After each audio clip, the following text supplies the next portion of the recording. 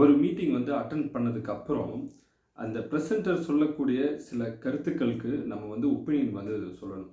அந்த ஒப்பீனியன் சொல்கிறதுக்கு முன்னாடி அந்த ப்ரெசென்டர் வந்து எக்ஸ்பிரஸ் பண்ண கண்டென்ட் வந்து நம்மளுக்கு வந்து புரியாமலும் இருக்கலாம், இல்லை பாதி புரிஞ்சும் புரியாமலும் இருக்கலாம், இல்லைனா ஃபுல்லாக வந்து 100% வந்து புரிஞ்சிருக்கலாம்.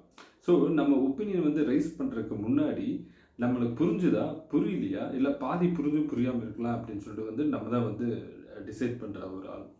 அப்படி நம்ம வந்து நம்ம ஒப்பீனியன் எக்ஸ்பிரஸ் பண்ணுறதுக்கு முன்னாடி வந்து 3 லெவலில் வந்து பண்ணலாம். ஒன்று வந்து டென்டேட்டிவ், அடுத்து வந்து நியூட்ரல், அடுத்து வந்து ஸ்ட்ராங் ஒப்பீனியன். அதாவது டென்டேட்டிவ் அப்படின்னு சொன்னால் 100% வந்து நம்ம ப்ரெசென்டர் வந்து என்ன சொன்னாருன்னு வந்து எனக்கு தெரியாது, இருந்தாலும் வந்து நான் இதுதான் நினைக்கிறேன் அப்படின்னு சொல்லிட்டு சொல்கிறது வந்து டென்டேட்டிவ் அப்படின்னு சொல்லுவாங்க.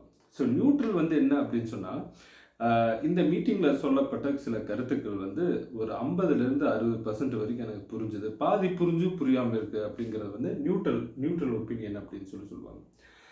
ஸ்ட்ராங் ஒப்பீனியன் வந்து எப்போல்லாம் வந்து நம்ம ரைஸ் பண்ணலாம் அப்படின்னு சொன்னால் 100% வந்து எனக்கு இந்த ஒரு கண்டென்ட் வந்து எனக்கு புரிஞ்சிருக்கு, அதனால வந்து இந்த ஒரு பர்டிகுலர் ஒப்பீனியனை வந்து நான் எக்ஸ்பிரஸ் பண்ணுறேன் அப்படின்னு சொல்லி ஸ்ட்ராங்காக வந்து எக்ஸ்பிரஸ் பண்ணுறது வந்து ஸ்ட்ராங் ஒப்பீனியன்.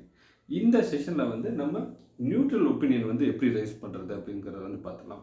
ஸோ இந்த 9 ஃப்ரேசஸ் வந்து இங்கே நான் எழுதியிருக்கேன். இந்த 9 ஃப்ரேசஸோட ஹெல்ப் மூலமாக நம்மளுடைய நியூட்ரல் ஒப்பீனியனை வந்து நம்ம எக்ஸ்பிரஸ் பண்ணலாம். ஸோ ஃபர்ஸ்ட் என்ன அப்படின்னு சொன்னால் ஐ திங்க் தட் வந்து நான் இந்த மாதிரி யோசிக்கிறேன், அதுக்கு வேண்டிய அடுத்தவங்களும் வந்து அதே மாதிரி வந்து யோசிக்க வேண்டிய அவசியம் கிடையாது. சப்போஸ் உங்கள் டீம் மீட்டிங்கில் வந்து ஒரு புது டீம் மெம்பரை வந்து அடிஷ்னலாக வந்து ஆட் பண்ணுறதுக்கு வந்து இந்த டீம் மீட்டிங் வந்து பேசியிருக்கீங்க அப்படின்னு சொல்லி வச்சுக்கலாம். ஸோ நீங்கள் வந்து அதை வந்து அக்ரி பண்ணலாம், இல்லை டிஸ்அக்ரி பண்ணலாம். So I think that this is a good idea அப்படின்னு சொல்லலாம். ஸோ ரெண்டாவது வந்து என்னென்னா from my point of view adding one more resource to our team it will be increase our productivity. So நம்ம டீம்னுடைய ப்ரொடக்டிவிட்டியை இன்க்ரீஸ் பண்ணுறதுக்கு இது ஒரு நல்ல ஐடியா அப்படின்னு சொல்லி எக்ஸ்பிரஸ் பண்ணுறோம். மூணாவது என்ன அப்படின்னு சொன்னால் my opinion is that. My ஒப்பீனியன்னா என்னுடைய கருத்து என்ன அப்படின்னு சொன்னால் தேவையில்லையே, ஒரு புது ரிசோர்ஸ் வந்து தேவையில்லை, எதுக்கு வந்து நம்ம இதுக்கு வேண்டி ஒரு பட்ஜெட்டை வந்து வேஸ்ட் பண்ணணும் அப்படின்னு சொல்லி எக்ஸ்பிரஸ் பண்ணுறது. So my opinion is that we can manage our workload with already existing resources அப்படின்ட்டு. ஸோ அடுத்து வந்து நாலாவது ஃப்ரேஸ் என்னென்னா I have come to the conclusion that adding a new resource it will increase the productivity, it is beneficial to us. So அடுத்த statement என்னென்னா personally speaking அப்படின்னா என்னென்னா நான் என்னுடைய தனிப்பட்ட கருத்து, நான் என் சைட்லேருந்து நான் என்ன பேச சொல்கிறேன் அப்படின்னு சொன்னால் adding one more resources it will be beneficial to us to share our work life balance, share our load அப்படின்னு சொல்லலாம். அடுத்து என்னென்னா ஸ்பீக்கிங் ஃபார் மை செல்ஃப்.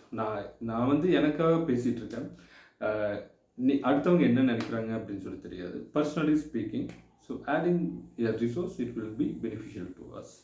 அடுத்து என்னென்னா some people may disagree with me. இது வந்து என்னோட சொந்த கருத்து. Some people may disagree with me அப்படின்னா என்னென்னா இது வந்து என்னுடைய சொந்த கருத்து, அடுத்தவங்களும் வந்து இதை வந்து அக்ரி பண்ணிக்கணும் அப்படின்னு சொல்லிட்டு அவசியம் கிடையாது. டிஸ்அக்ரியும் பண்ணுவீங்க, இதை வந்து ஒத்துக்க மாட்டீங்க, ஒத்துக்கிட்டாலும் சரி ஒத்துக்கலைனாலும் சரி, இது வந்து என்னுடைய தனிப்பட்ட கருத்து அப்படின்னு சொல்லிட்டு இது வந்து it seems to be that. Next வந்து it seems to be that எனக்கு வந்து என் பார்வையில் வந்து இந்த பாயிண்ட் தான் கரெக்டாக படுது அப்படின்னு சொல்லிட்டு எக்ஸ்பிரஸ் பண்ணுறது வந்து it seems to be that. Next I tend to feel நான் வந்து இதை வந்து யோசிக்கிறேன், தனிப்பட்ட முறையில் வந்து இதை நான் யோசிக்கிறேன். Adding the one more resource, yes it is beneficial to us. So again recap பண்ணலாம். I think that அப்படின்னு சொல்லி போட்டு உங்கள் கருத்தை வந்து நீங்கள் அக்ரி பண்ணுறீங்களா டிஸ்அக்ரி பண்ணுறீங்களா அப்படின்னு சொல்லிட்டு from my point of view I totally agree that my opinion is that adding one more resource it is beneficial to us. I have come to the conclusion that நான் வந்து இந்த meeting மூலமாக நம்ம discussion மூலமாக இந்த முடிவுக்கு வந்திருக்கேன். Personally speaking எனக்கு என்ன புரிஞ்சுதோ அதை வந்து நான் சொல்கிறேன். ஸ்பீக்கிங் ஃபார் மை செல்ஃப் நான் வந்து எனக்கு என்ன புரிஞ்சுதோ அதை பேசுகிறேன். That doesn't means like other needs to agree with that. Some people May disagree with me அப்படின்னா மற்றவங்க வந்து டிஸ்அக்ரி பண்ணிக்கலாம் பண்ணலாம். நான் என்ன சொல்கிறேன்னா அதுக்கு வேண்டி டிஸ்அக்ரி வந்து பண்ணலாம் அப்படின்னு சொல்லிட்டு.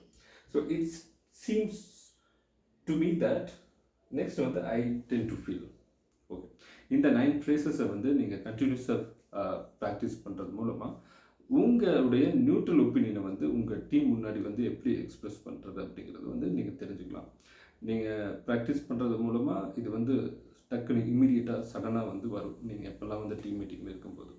ஸோ இந்த பர்டிகுலர் வீடியோ வந்து உங்களுக்கு பிடிச்சிருக்குன்னு நினைக்கிறேன். பிடிச்சிருந்தா லைக் பண்ணுங்கள், இந்த சேனலுக்கு சப்ஸ்கிரைப் பண்ணுங்கள். அடுத்தவங்களுக்கும் வந்து பார்க்கணும் அப்படின்னு சொன்னால் இந்த வீடியோ வந்து ஷேர் பண்ணுங்கள். So thank you.